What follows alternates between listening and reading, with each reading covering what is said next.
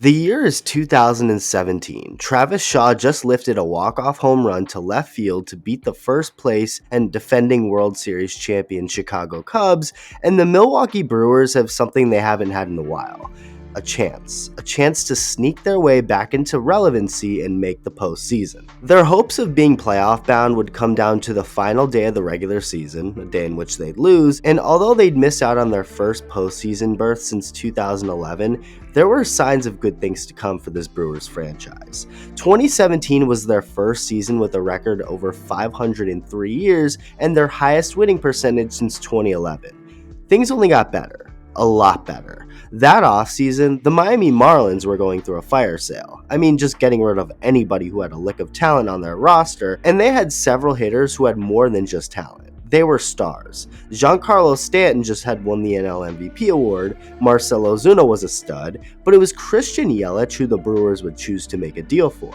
And little did anyone know, but Yelich was about to become a cornerstone piece for this franchise. 2018 featured a much better Brewers team than the year prior, in large part because of Yelich. In 2018, Christian Yelich went out and won the National League MVP award.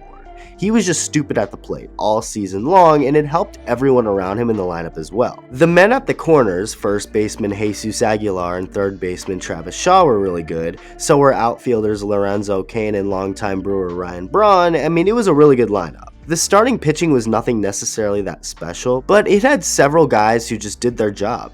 Yuli Chacin made 35 starts and was solid. He was pretty much the quote-unquote ace, and after him, there were 5 more guys to make up a 6-man rotation, a rotation that was backed by a really strong bullpen. The back end of the Brewers bullpen in 2018 was deadly. I mean, just stuff from nightmares. 2018 was Josh Hader's coming out party. He was just scary to face, and then you had Jeremy Jeffress, who put up a 1.29 ERA in almost 77 innings.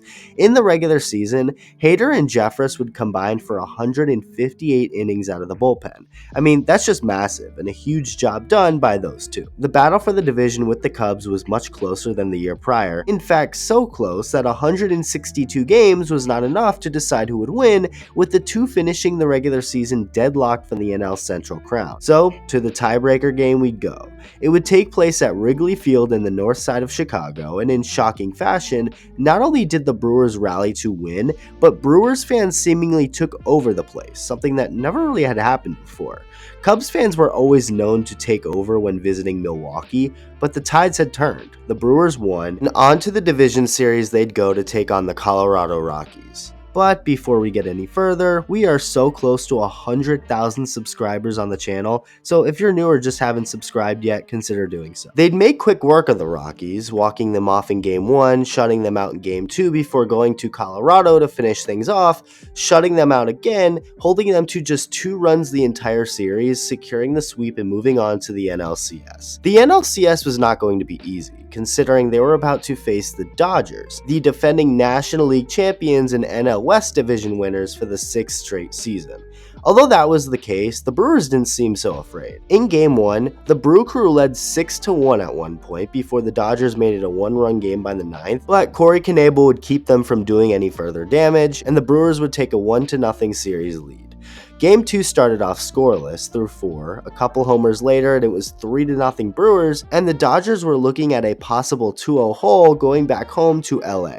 They got to work. After pushing across a couple runs in the 7th, Justin Turner would connect for a 2-run shot in the 8th to put the Dodgers up by 1, a lead that they would hold to tie this series up at a game apiece.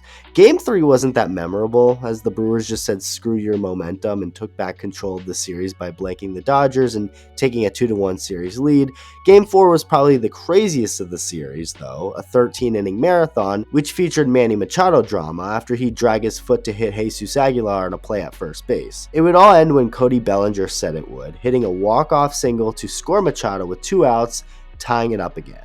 This time, the Dodgers used their momentum to their advantage, going on to win Game 5 by a score of 5-2, Kershaw threw a gem, and back to Milwaukee we'd go. After a leadoff home run by postseason god David Freese, the Brewers went on to score 4 runs in the bottom half, score another in the second to make it 5-1, winning it 7-2 and forcing a decisive Game 7. It was only right. This series was too back and forth to end before 7 games. The Brewers were now coming off of a big win, in front of their home crowd for a winner-go-home game to see who goes to the World Series. This had to be it. This was the Brewers' year, and Christian Yelich really made us all believe that not long into Game 7, hitting a 1-out homer in the bottom of the first, jumping the Brewers out to a 1-0 lead. The crowd went nuts, and things were looking great, until Cody Bellinger went deep the next half inning for a 2-run shot to put the Dodgers out in front. After this happened, things settled down for a while.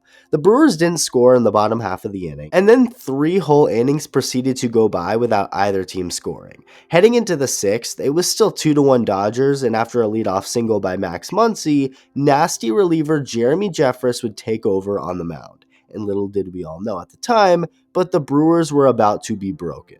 Jeffress would immediately give up a single to Turner, get Machado to fly out, and Bellinger to ground into a force out. That left just one more man standing in Jeffress's way to get out of the inning unscathed and keep it a 1-run Dodger lead. That one man standing in his way wasn't just one man, though. It was Yasiel Puig. And what did he do? See for yourself. Into left center field, this ball is in the gap and over the wall for a 3-run home run. Now, Puig is no stranger to home run celebrations, especially that year, considering he'd go on to hit one of the more iconic home runs of all time against the Red Sox in the World Series, despite hitting it in the game and series in which they'd lose. With that said, it was still an epic home run if you weren't a fan of the Red Sox, but I don't think people talk enough about his Game 7 homer in Milwaukee. The Dodgers ended up winning the game 5-1, clinching the series, meaning Christian Yelich's first inning homer was the only run for the Brewers that night. So theoretically, that Puig home run didn't even matter, since the Dodgers needed just 2 runs to win rather than the 5 that they got, so Cody Bellinger's 2-run shot in the second was what really mattered. But that's just not really how it works. We don't know how the game would have turned out if the score stays at 2-1. You just never do. And a 5-1 deficit rather than a 2-1 deficit is a big difference, and I'm sure was much more deflating to the Brewers hitters. Cody Bellinger got his love anyway, winning NLCS MVP, rightfully so, but in my eyes, Puig is the one who truly put the dagger on the 2018 Brewers season when he told them to suck on it rounding the bases, and the team hasn't really been the same since.